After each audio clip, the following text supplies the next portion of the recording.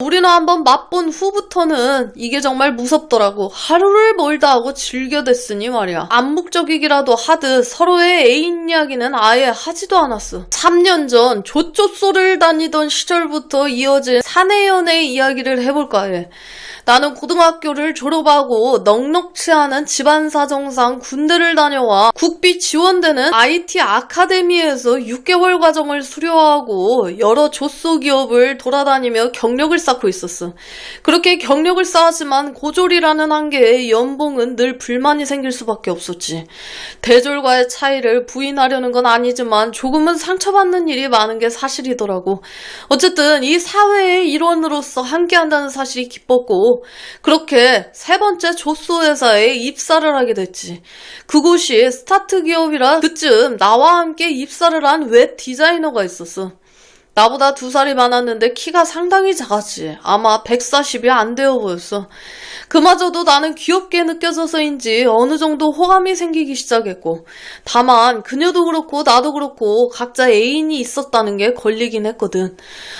처음부터 무엇을 어떻게 하려는 건 아니었지만 그래도 그녀에게 잘 보이고 싶은 마음이 있었다는 건 부정하지 않을게. 일단 그녀는 상당히 당찼어. 같은 편이 되려면 공동의 적을 만들으라는 말이 있잖아.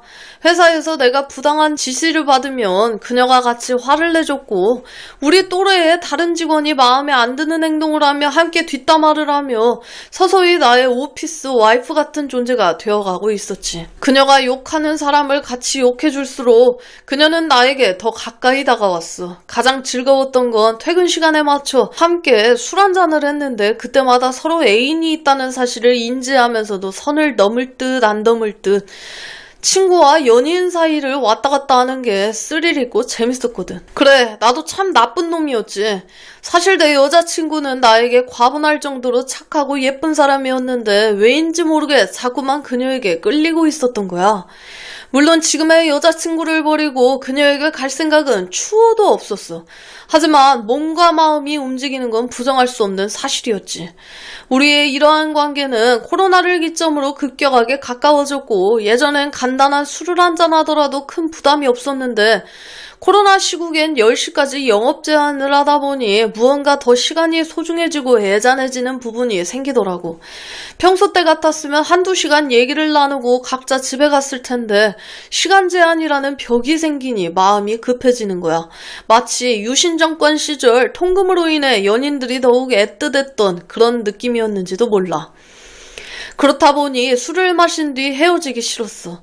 보통 금요일날 술을 마시면 헤어지고 월요일날에야 볼 수 있었기 때문에 계속 같이 있고 싶은 욕망이 커져만 갔지. 아마 코로나 시국은 변명이었을지도 몰라. 당시 최대 2인만 테이블에 앉을 수 있었고, 그렇게 여느 금요일과 같이 술을 한잔하며 회사 사람들 뒷담화를 하다 다시 헤어질 시간이 돼버린 거야. 하지만 그날만큼은 그녀를 집에 보내기 싫었고, 그녀는 독특한 버릇이 있었는데 내가 어떤 행동을 하면 이거 고백인 건가? 하면서 나를 떠보는 거야. 평소에는 애써 무시했지만 그날만큼은 그러고 싶지가 않더라고. 그날 내가 안주 하나를 집어 그녀 접시에 옮겨줬는데 갑자기 또 그러는 거야. 이건 고백인 건가? 나는 무엇에 홀린 건지 고백이면 받아주실 거예요? 라고 되물었어. 그러자 그녀는 고백하실 거예요? 라고 되묻더라고. 정말 이상하게 자신의 자존심을 내려놓지 않은 채 남자를 자극하게 하는 스타일이었지. 그래서 이건 뭐 100%라 생각하고 자리에 옮겨서 한 잔 더 하죠 라고 했고, 네라는 대답을 듣게 됐어. 가게를 나와 같이 담배 한 대를 피는데 가게 앞에서 쭈그리고 앉아 담배를 피던 그녀의 입술이 보였고, 그녀를 빤히 바라보니 어디 갈까요? 라고 묻더라고. 당연히 당시 10시 이후에 갈 수 있는 곳은 단 한 곳, 숙박업소밖에 없었어. 지금 술집 다 닫았는데 그냥 편하게 방 잡고 먹죠 라고 했는데 왠지 그녀가 절대 뺄 것 같지 않은 느낌이 강하게 왔지. 예상대로 네 그래요 하고 거리낌 없이 일어서는 거야. 강남에는 이렇다 할 모텔이 없고 작은 호텔들이 줄지어 있었는데 우린 그곳으로 가서 한 잔 더 하게 된 거야. 그녀는 좀 뭐랄까 본인이 신여성, 깨어있는 여성이고 싶어하는 욕망이 있었던 사람이었어. 그래서 그런지 술값은 땡땡이가 계산했으니 호텔비는 제가 할게요 하면서 계산하더라고. 이런 부분은 조신한 내 여자친구와 많이 다른 부분이었지.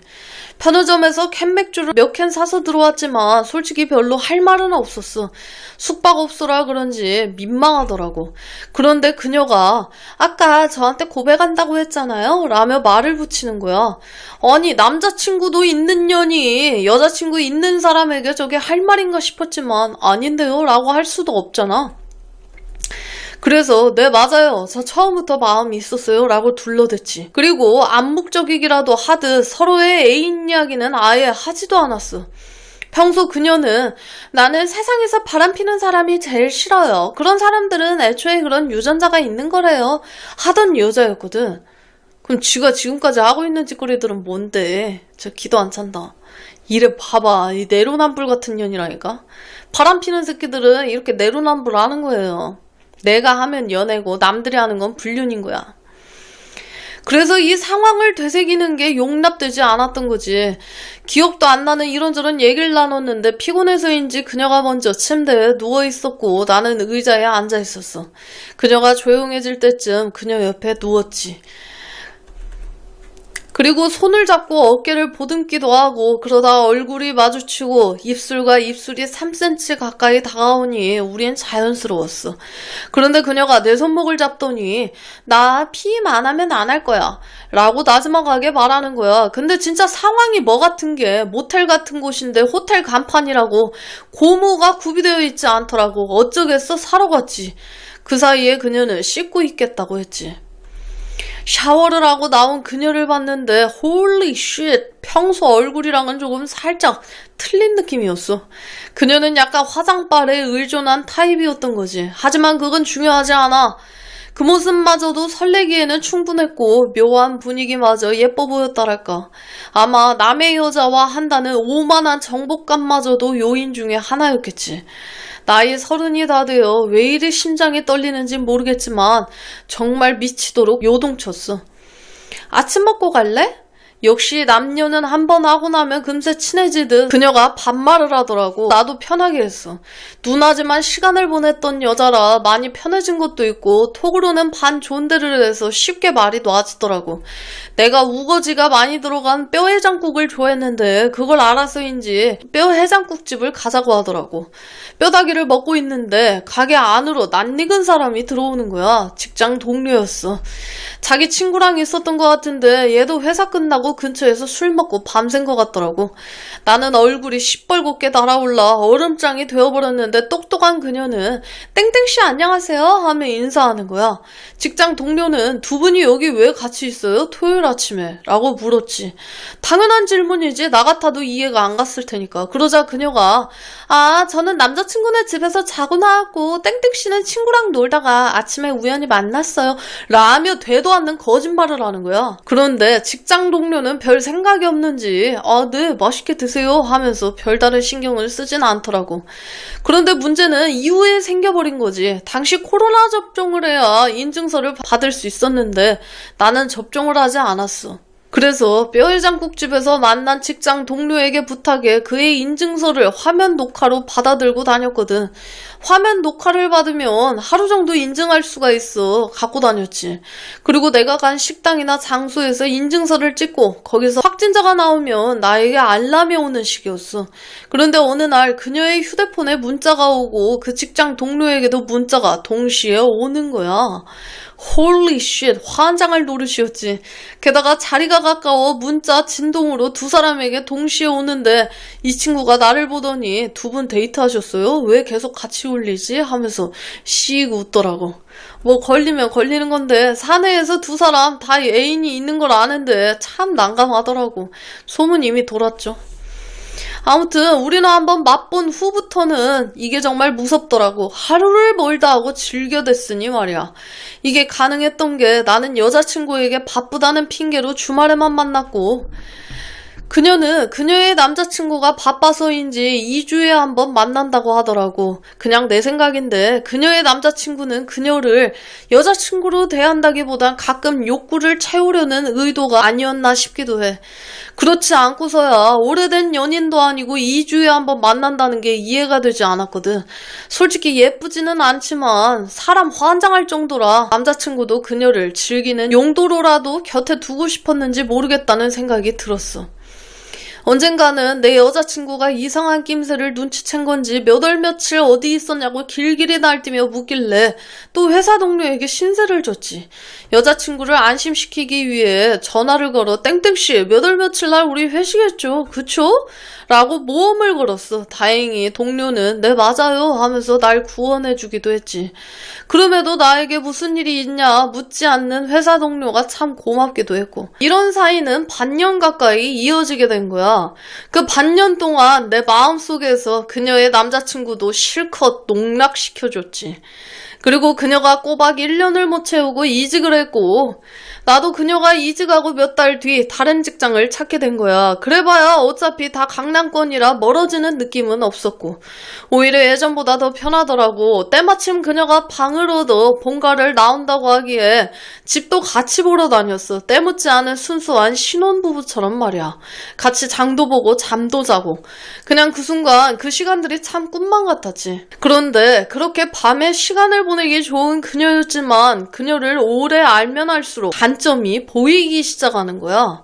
먼저 늘 남 탓만 했어. 오늘 회사에서 누가 나한테 이러는데 미친 거 아니야? 아, 실장 짜증나 죽겠어. 내 잘못 맞아? 이런 식이었는데 들어보면 그녀의 잘못이 맞았지. 하지만 조곤조곤 따지면 그날은 못하는 날이었어. 나는 피곤하기도 하고 너무 하고 싶어서 늘 맞장구를 쳐줬는데 항상 같은 패턴이었지. 그리고 끝나고 나면 또 뒷담화에 남 탓. 나는 그래 하면서 눈을 감고 잠들기 일쑤였고 또 조금은 허세끼가 있었는데 같이 근무했을 당시 내가 여자친구와 사이가 안 좋아져 시무룩해 있자 땡땡씨 내가 여자 소개시켜줄까요? 내 친구 곧 판사 임용되는 친구랑 변리사 친구 있는데 둘 중에 한 명 소개시켜줄까요? 라고 말하는데 여상의 전문대 나온 그녀에게 판사 친구가 있을 리는 만무했지. 허세에 찌든 거짓말인 건 알았지만 거짓말이잖아요 라고 할 순 없잖아. 그래서 그냥 아니요. 그런 분들이 저를 왜 만나겠어요 하고 얼버무렸어. 그러면 마치 자기는 나와 같은 조소에 근무하지만 이런 곳에 있을 여자가 아니라는 표정을 짓는 게 느껴지곤 했지. 마치 신분이 다른 에곤 슐레를 사랑해주는 에디트 함스처럼 말이야. 그리고 또 하나는 눈에 보이는 질투작전 같은 거. 어느 날은 땡땡씨 이번에 남자친구가 나 가방 사줬는데 땡땡씨는 뭐 사줄 거야? 하길래 진짜 미친년인 줄 알았어. 하도 어이가 없어서 내가 왜 사줘야 되는데? 라고 퉁명스럽게 대답했지. 선물이야 사줄 수 있겠지만 자기 몸을 동시에 탐하는 두 남자 중 한 남자에게 저러는 게 쉬운 여자처럼 느껴졌거든. 한 번은 휴가 기간에 나는 여자친구와 베트남 여행을 계획했는데 우연히 그녀도 친구들과 베트남을 간다고 하더라고. 기간이 겹쳤지만 행선지는 차이가 있어 별 생각 없이 휴가를 즐기고 있었어.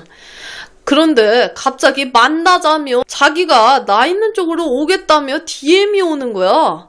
일단 여자친구가 볼까봐 폰을 껐는데 그때부터 뭔가 이상함이 감지되기 시작했어. 아니나 다를까 한국에 오자마자 인스타를 보니 나를 차단했더라고. 그래 오히려 잘됐다 싶었는데 또다시 차단 풀고 DM이 와. 대놓고 나에게 칭얼대진 않았지만 나 또한 주기적으로 그녀가 필요했기에 몇 달 뒤 그녀와 제주도 여행을 가기로 했어. 또 그렇게 둘만 있게 되니 우리의 행위는 더 가감해지고 제주도에서도 즐겼는데 그녀는 정말 지칠 줄 모르는 여자였어. 그렇게 싸우고 삐지면서도 우리는 하나가 되어갔지. 서로의 학력, 가정환경, 조건이 다 달랐지만 같이 있는 시간만큼은 너무도 행복했어. 하지만 결국 그녀에게 학을 뗐던 건 그녀의 도를 넘는 질투작전이었는데 같이 다녔던 회사 차장이 자기한테 플러팅을 한다며 나한테 굳이 얘기하는 거야. 근데 이상한 건 둘 사이는 안 좋았거든. 이게 진짜인지 거짓인지 모르겠는데 자꾸 날 도발하더라고. 어제 차장님이 우리 회사 앞으로 날 데리러 왔어. 넌 안 와? 어제 차장님이 간식 사줬어. 넌 안 사줘? 아, 물론 나도 너무 싫어. 거절하면 예의가 아닌 것 같고. 어제 차장님이 나한테 플러팅했어. 나보고 복숭아 닮았대? 뭘 어쩌라는 건지. 그녀의 저런 수법을 다 알면서도 화가 나는 나를 발견하게 된 거야. 나도 모르게. 아무도 모르는 사이에 그녀를 사랑하고 있었던 것 같아. 너무 화가 났지만 차장한테 다짜고짜 전화하는 건 예의가 아닌 것 같아. 애써 우리 사이를 모르는 척 해주던 전 회사 동료에게 전화를 걸었어. 땡땡씨, 차장님이 그녀 씨한테 플러팅했어요? 너무 화가 난 나머지 나도 모르게 다짜고짜 저렇게 물어본 거야. 네? 뭔 소리세요? 황당한 듯한 친구의 목소리. 아니, 그녀 씨한테 차장님이 복숭아 닮았다고 하던데 땡땡씨는 알 거 아니에요. 나도 모르게 엉뚱한 질문을 하고 화를 내버리고 말았지. 그러자 그 친구는 갑자기 저한테 화를 왜 내세요? 무슨 소린지 모르겠고 사장님께 전화하세요 라며 끊어버리더라고. 맞아, 내가 너무 흥분해버렸어. 속은 아니어도 겉은 차분했기에 차분함이 내 이미지였는데 그게 한순간에 깨져버리더라고. 그만큼 그녀가 내 마음속 깊숙이 들어온 것 같아. 하지만 질투라는 무기를 이용해 나를 자기 뜻대로 움직이게 하려는 그녀가 너무도 미웠어. 그리고 그녀를 보지 못한다고 해도 당장은 착한 여자친구가 곁에 있으니 상관없겠다는 마음도 있었지. 일단 그렇게 그녀와 멀어졌는데 결국 지금까지도 완전히 끊어내지는 못하고 있어. 서로 한 번씩 이직을 더하는 시간이 흘렀어도 우리는 가끔 안부를 묻고 또 가끔 그녀를 만나. 그녀는 지금 다른 남자친구가 생겼는데 그 남자친구도 내 열등감을 해소하는 놀이개가 되고 있지. 둘은 내년쯤 결혼한다고 하더라고. 아, 남자가 불쌍하네. 어떻게 끝을 맺어야 될지 모르겠는데 우린 이대로 헤어지지 못할 것 같아. 내 마음 한켠은 아직도 그녀를 너무나 사랑하기 때문에 그럼 내가 그녀와 결혼을 하면 되지 않냐 물을 텐데 그렇기에는 그녀의 본질을 너무 많이 알아버렸고 그녀의 허세와 허영심을 이길 자신이 없지. 더군다나 착한 내 여자친구와 비교해보며 하늘과 땅 차이거든. 그냥 이렇게 시간이 지나가 천천히 서로 잊혀졌으면 해. 마음 아프지 않게 말이야. 여러분들의 소중한 시청자 사연을 받고 있습니다. 살아오신 인생 이야기나 연애, 결혼에 대한 이야기를 아래 이메일 주소로 보내주시면 감사드리겠습니다.